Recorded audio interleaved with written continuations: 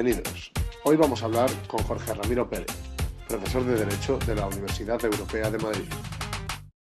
La cuestión primera a tener en cuenta es el sistema judicial que tenemos en España, no solo en materia penal, sino en todas las materias.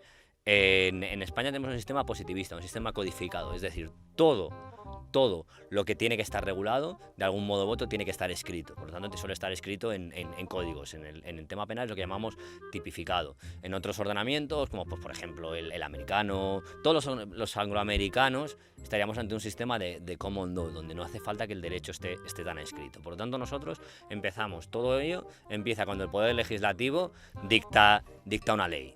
En este caso, pues por ejemplo, nos vamos a enfrentar al Código Penal. Para que exista un delito, tiene que estar contenido en una ley. Son principios esenciales de legalidad, principios que exigen la taxatividad.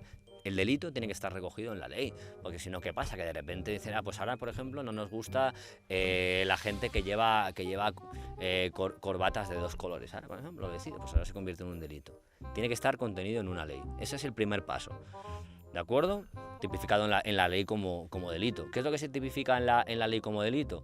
Pues según el legislador, todas aquellas vulneraciones de principios, en este caso bienes jurídicos protegidos, que normalmente están muy relacionados con los que serían los derechos fundamentales, como esa idea un poquito positivista de que existe una serie de derechos inherentes a la persona que hay que proteger, como la vida, la dignidad, como por ejemplo incluso la integridad física. Entonces, en base a eso, pues se tipifican una serie de delitos.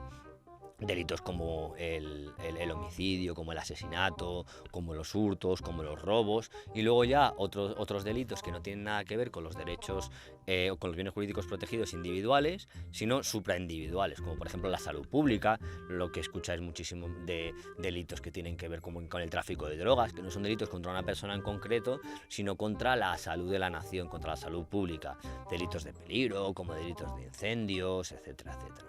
Entonces, una vez que una persona comete... Nosotros no podemos decir que una persona ha cometido un delito, por eso vosotros siempre que veis en la tele el presunto pederasta de Ciudad Lineal o el presunto asesino de... ¿Por qué? Porque una persona no se considerará que ha cometido un delito, no se va a considerar culpable en base al principio de presunción de inocencia. Todos somos inocentes hasta que no se demuestre con pruebas suficientes que se ha cometido un delito.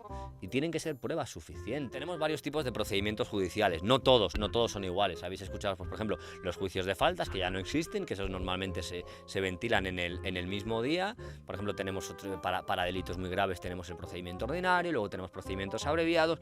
Pero bueno, esencialmente, la estructura de un juicio es que tiene dos fases. La fase de instrucción y luego la fase de enjuiciamiento y fallo. Y son dos jueces distintos. Incluso en algunos casos podríamos estar hablando ante el tribunal del jurado, como por ejemplo cuando estamos en homicidios, asesinatos o delitos cometidos por funcionarios públicos, a pesar de que la mayoría de los delitos se van a juzgar por un juez profesional, ¿vale?